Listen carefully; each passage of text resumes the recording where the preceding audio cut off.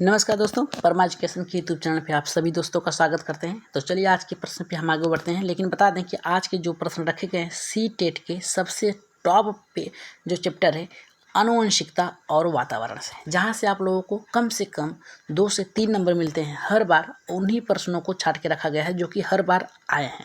तो चलिए देखते हैं पहला प्रश्न हमारा क्या करा। लेकिन आगे बढ़ने से पहले बता दें कि जो लोग नए हैं, अभी तक हमारे चैनल को सब्सक्राइब नहीं किया है, तो जल्दी से सब्सक्राइब कर लीजिए। साथ ही बेल आइकन का बटन दबा लें ताकि लाइव आने पर आप लोगों के पास एक नोटिफिकेशन पहुंच जाए।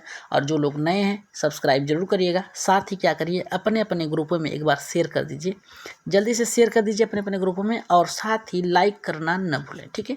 शेयर करते हुए सब्सक्राइब जरूर करिएगा और लाइक कमेंट जरूर करिएगा लास्ट में। तो चलिए देखते हैं आज का पहला प्रश्न हमारा क्या कह रहा है। तो बता दें, प्रश्न पे आगे बढ़ने से पहले सबसे पहले हम लोग ऑप्शन पे नज़र डालेंगे कि ऑप्शन हमारा क्या कह रहा है, फिर इसके बाद प्रश्न पे आगे बढ़ेंगे, ठीक है। अगर ऑप्शन समझ में आ गया, प्रश्न समझ में आ गया, तो उत्तर अपने आप समझ में आ जाएगा, ठीक है। तो देखते हैं यहाँ पे क्या कर रहा है। पहला हमारा प्राथमिक की बात कर रहा है, दूसरा गौड़ की बात कर रहा है, तीसरा गत्यात्मक की, चौथा कर रहा है कि स्थिर की। और यहाँ पे ऑप्शन में यहाँ पे प्रश्न दिया है आनुवंशिकता और सामाजिक। तो अगर हम आनुवंशिकता की बात करें तो आनुवंशिकता जो होता है माता पिता के द्वारा जो बच्चे में गुण आते हैं, और या फिर माता पिता के जो माता पिता होते हैं, दादा दादी नाना नानी, उनसे जो बालक में गुण आता है उन्हें आनुवंशिकता कहते हैं। सामाजिक संरचना की बात कर रहा है। सामाजिक संरचना की मतलब ये होता है कि समाज में रह के बालक जिन गुणों को सीखता है उसे सामाजिक संरचना माना जाता है। तो प्राथमिक की अगर बात किया जाए, प्राथमिक जिसे सर्वप्रथम प्राथमिकता दिया जाता है उसे प्राथमिक कहा जाता है, पहले रखा जाता है उसे प्राथमिक कहा जाता है। गौड़ का मतलब होता है दूसरा स्थान, और गत्यात्मक का मतलब होता है चलने फिरने वाला, यानी चलते रहना। और यहाँ पे स्थिर का मतलब एक ही भाषा रुके रहना, ठीक है, या फिर एक ही आनुवंशिकता, एक ही गुण आते रहना। तो ये हो गया आपका ऑप्शन। और आनुवंशिकता और सामाजिक संरचना समझ गए, तो इसका राइट आंसर क्या होगा, आनुवंशिकता और सामाजिक संरचना माना जाता है। किसे माना जाता है, तो राइट आंसर किसके साथ जाएगा, हमारे यहाँ पे दूसरे के साथ जाएगा। किसे माना जाता है, आनुवंशिकता की बात किया है तो इसे हम दूसरे स्थान पर रखेंगे, तो गौड़ होगा। क्या होगा, गौड़। आगे बढ़ते हैं दूसरे प्रश्न पे। देखिए ये भी प्रश्न बहुत ही महत्वपूर्ण है। कह रहा है कि मानव व्यक्तित्व का परिणाम है। मानव व्यक्तित्व का क्या परिणाम है। पहला कह रहा है पालन पोषण और शिक्षा का, दूसरा कह रहा है कि आनुवंशिकता और वातावरण अंतःक्रिया का, और तीसरा कह रहा है कि केवल वातावरण का, चौथा कह रहा है केवल आनुवंशिकता का। तो हमने आप लोगों को हर एक प्रश्न जहाँ पर भी केवल आए हैं उसे आप लोगों को बताया है कि उसे काट दीजिएगा, क्योंकि ये नेगेटिव वर्ड है। तो ये हमारा ऑप्शन गलत है, यानी तीसरा और चौथा तो कट गया, बचा हमारा कौन कौन सा, पहला और दूसरा। तो कह रहा है मानव व्यक्तित्व का परिणाम क्या है। मानव यानी जो व्यक्ति है उसके साथ जो गुण आते हैं उसका परिणाम क्या है, पालन पोषण और शिक्षा का, दूसरा कह रहा है आनुवंशिकता और वातावरण के साथ अंतःक्रिया का। तो इसका राइट आंसर जो जाएगा हमारे यहाँ पे दूसरे के साथ जाएगा। किसके साथ जाएगा, दूसरा हमारा एकदम राइट आंसर होगा। आगे बढ़ते हैं तीसरे प्रश्न पे। देखते हैं तीसरा प्रश्न क्या करा है कि हेरिडिटरी जीनियस नामक पुस्तक किसने लिखी है। ये तो बहुत ही आसान ऑप्शन है। करा कि हेरिडिटरी जीनियस नामक पुस्तक किसने लिखा है, तो इसका तीसरे का राइट आंसर जो जाएगा हमारे यहाँ पे गाल्टन के साथ जाएगा। किसके साथ जाएगा, गाल्टन के साथ जाएगा, ठीक है। चलिए आगे बढ़ते हैं चौथे प्रश्न पे। चौथा प्रश्न कह रहा है कि वातावरण वह बाहरी शक्ति है जो हमें प्रभावित करती है कि किसने कहा था, ठीक है। ये किसने कहा था कि वातावरण वह बाहरी शक्ति है जो हमें प्रभावित करता है, किसने कहा था। तो पहला हमारा यहाँ पे देखिए करा है कि वुडवर्थ ने कहा था, रोस ने कहा था, एनास्टसी ने कहा था, इनमें से किसी ने नहीं। तो राइट आंसर क्या होगा, चौथे का राइट आंसर क्या होगा, जल्दी से बताइए हमारा जी। चौथे का जो राइट आंसर जाएगा हमारे यहाँ पे रोस के साथ जाएगा। किसके साथ जाएगा, रोस ने कहा था कि वातावरण वह बाहरी शक्ति है जो हमें प्रभावित करता है। सही बात है कि अगर एक बालक एक स्थान से दूसरे स्थान पर जाता है, याद रखिएगा यहाँ पे किसी बालक ने क्या देखा, आम का पेड़ देखा, और वही बालक दूसरे स्थान पर जाता है तो वहाँ पे सेब का पेड़ देखता है। तो बालक जो होता है ये क्या करता है, यहाँ पे कुछ और सीखा है और यहाँ पे जाके कुछ और सीख रहा है, मतलब देख रहा है, तो उससे क्या करता है, प्रभाव पड़ता है कि एक फल से दूसरा फल देखा, आम की जगह उसने सेब देखा, तो इसका मतलब ये हुआ कि उस पर प्रभाव कुछ ना कुछ पड़ेगा। तो चलिए आगे बढ़ते हैं हम अपने पांचवें प्रश्न पे। पांचवा प्रश्न देखिए क्या करा है कि निम्न में से कौन सा वंशानुक्रम का नियम नहीं है, यानी नियम कौन सा नहीं है वंशानुक्रम का, यानी एक गुण जो बालक में आते हैं उसका नियम नहीं है। समानता का नियम, भिन्नता का नियम, प्रत्यागमन का नियम, अभिप्रेरणा का नियम।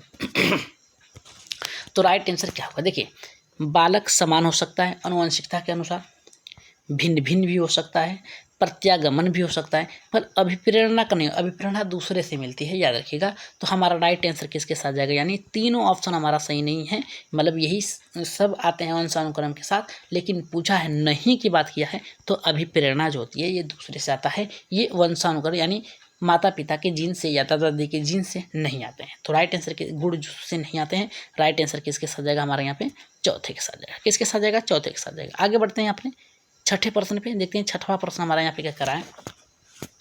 करा कि आनुवंशिकता सबसे महत्वपूर्ण भूमिका का निर्वहन करती है। सही बात है, आनुवंशिकता जो होती है, जो गुण आते हैं आप में, वो ये निर्धारित करता है कि बालक कैसा हो सकता है भविष्य में या पहले वर्तमान क्या बोलते हैं जी, इतिहास में, या इतिहास ही बोल सकते हैं, या भूतकाल में आपके जो दादा दादी थे, नाना नानी थे, हो सकते हैं वो पढ़ने में बहुत तेज हो और उन्हीं का गुण क्या होता है बालक में आ गया हो, या फिर हो सकता है कोई विकलांग रहा हो, कोई लूला लंगड़ा रहा हो, तो वो गुण क्या होता है बालक में आ जाता है। तो आनुवंशिकता सबसे महत्वपूर्ण निर्भर करती है बालक के भावनात्मक विकास पे, बालक के सामाजिक प्रभाव विकास पे, बालक के शारीरिक विकास पे, बालक के सांस्कृतिक विकास पे। तो राइट आंसर यहाँ पे किसके साथ जाएगा जी, जल्दी से राइट आंसर इसका बताइएगा। बालक के भावात्मक ये बाहरी होता है, बालक के सामाजिक ये भी बाहरी होता है, बालक के सांस्कृतिक ये भी बाहरी होता है, पर बालक के जो सामाजिक बालक के जो शारीरिक गुण होते हैं, याद रखिएगा शारीरिक जो विकास होता है ये क्या होता है, आनुवंशिकता होता है, ठीक है, निर्वहन करती है। पर ये जो भावात्मक होता है ये बाहर होता है, सामाजिक होता है बाहर में रखो, सांस्कृतिक ये तीनों जो हैं आपके बाहर होते हैं। पर राइट आंसर किसके साथ जाएगा हमारे यहाँ पे, तीसरे के साथ जाएगा, ठीक है। चलिए आगे बढ़ते हैं सातवें प्रश्न पे। देखिए ऐसा प्रश्न आया था, याद रखिएगा ऐसा ही प्रश्न सीटेट में हर बार आता है और उन्हीं प्रश्नों को रखा गया है। तो सातवें प्रश्न पे आगे बढ़ते हैं। कह रहा है कि मानव विकास के संदर्भ में आनुवंशिकता तथा पर्यावरण की भूमिका के बारे में निम्नलिखित कथनों में से कौन सा सही है, कौन सा सही की बात किया है। तो चलिए देखते हैं कौन सा ऑप्शन आपका सही है। कह रहा है हमारा कि व्यक्तित्व भिन्नताओं का एक कारण आनुवंशिकता है, ठीक है। दूसरा कह रहा है कि परिवेशी प्रभावपूर्ण रूप से एक व्यक्ति के विकास को निर्धारित करती है। मानव विकास का न होना आनुवंशिकता और ना ही पर्यावरण का प्रभावित करती है। और चौथा कारण आनुवंशिकता और पर्यावरण दोनों एक जटिल पारस्परिक क्रिया के रूप में मानव विकास को प्रभावित करती है। यानी कह रहा है कि जो पर्यावरण है, आनुवंशिकता है, ये दोनों जो है एक जटिल पारस्परिक क्रिया है जो मानव के विकास में प्रभावित करती है। तो यही हमारा राइट आंसर होगा। कौन सा सही होगा हमारा यहाँ पे, चौथा ऑप्शन सही होगा। जितने लोगों का चौथा है एकदम सही है। आगे बढ़ते हैं आठवें प्रश्न पे। देखिए आठवां प्रश्न हमारा क्या कह रहा है कि वंशानुक्रम के संदर्भ में गलत कथन निम्नलिखित कौन है। यानी गलत कथन पूछा, याद रखिए गलत और सही प्रश्न देख लेंगे तो आप लोगों का प्रश्न वैसे ही सही हो जाया करेगा, ठीक है। आगे बढ़ते हैं, सॉरी यहाँ पे आठवें प्रश्न का जो उत्तर है उसको देख लेते हैं। कह रहा है कि वंशानुक्रम बालक के लिंग निर्धारित करता है, यह शारीरिक संगठन के महत्वपूर्ण योगदान निभाती है। यह कह रहा है कि यह जुड़वा बालकों के जन्म में योगदान देती है। चौथा कह रहा है कि इसमें रुचि, अभिवृत्ति, पसंद नापसंद, मस्तिष्क को संवेगात्मक भावनाओं समावेशित करती है। तो इसका राइट आंसर किसके साथ जाएगा, चौथे के साथ ही जाएगा। राइट आंसर क्या होगा हमारे यहाँ पे, इसमें रुचि, अभिवृत्ति, नापसंद, पसंद, मस्तिष्क, संवेदनाओं और भावनाएं समावेशित होती हैं। तो राइट आंसर किसके साथ जाएगी हमारे यहाँ पे, चौथे के साथ जाएगी। आगे बढ़ते हैं नौवें प्रश्न पे। देखते हैं नौवां प्रश्न हमारे यहाँ पे क्या कह रहा है कि उस सिद्धांतकार का नाम बताइए जिन्होंने कहा कि मानव विकास को आनुवंशिकता प्रभावित करती है। सही बात है कि मानव विकास जो होता है उसे आनुवंशिकता प्रभावित करता है। पियर्स ने कहा था, गाल्टन ने कहा था, वाटसन ने कहा था। तो किसने कहा था, जल्दी से इसका नाम बताइए। वो डार्विन ने कहा था। सबसे महत्वपूर्ण प्रश्नों में से एक प्रश्न है जो कि आपको हर बार फंसा सकता है, ठीक है। नौवां प्रश्न क्या होगा, जल्दी से कमेंट करिए नौवें प्रश्न का, ठीक है। नौवां प्रश्न देखिए क्या कर रहा है कि उस सिद्धांतकार का नाम बताइए जिन्होंने कहा कि मानव विकास को आनुवंशिकता प्रभावित करती है।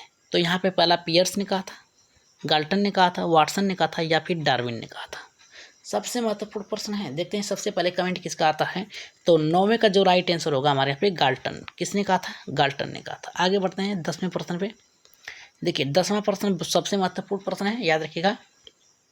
10 प्रश्न है, इसका उत्तर आप लोगों को कमेंट बॉक्स में देना है। इसका उत्तर हम नहीं बताएंगे, आप लोगों को कमेंट बॉक्स में ही बताना है। कह रहा है कि विभिन्न पहलुओं जैसे भाषा, अर्थव्यवस्था, शिक्षा और मानव सभ्यता के विभिन्न पहलुओं आदि को सामूहिक रूप से कहा जाता है। क्या कहा जाता है? पहला हमारा कह रहा है कि जीवन सहायक वातावरण, दूसरा कह रहा है कि सामाजिक वातावरण, तीसरा कह रहा है कि जैव भौतिकी वातावरण और चौथा कह रहा है कि प्राकृतिक वातावरण। ठीक है, तो राइट आंसर का आप लोग कहाँ देंगे? कमेंट बॉक्स में देंगे। लेकिन जाते जाते यही कहेंगे कि जो लोग नए हैं, अभी तक हमारे चैनल को सब्सक्राइब नहीं किया है, तो जल्दी से क्या करिएगा, एक बार सब्सक्राइब कर लीजिएगा, साथ ही बेल आइकन का बटन दबा लीजिएगा और क्या करिएगा, एक बार अपने अपने ग्रुपों में शेयर कर दीजिएगा। शेयर जरूर करिएगा ताकि और से और अधिक से अधिक लोग देख सकें। और लाइक जाते जाते लाइक जरूर करिएगा, सभी लोग लाइक करिएगा।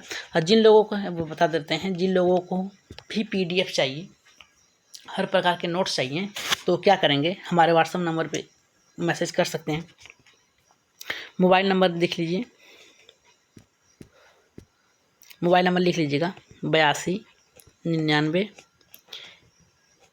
52 49 41। ये व्हाट्सअप नंबर है। आप लोग मैसेज करके किसी भी प्रकार की आपको PDF चाहिए, super TET, TET, C TET, आप लोगों को उपलब्ध करा दी जाएगी, वो भी फ्री में। तो सभी लोग क्या करिएगा, मैसेज एक ही बार करिएगा, बार बार ना करिएगा।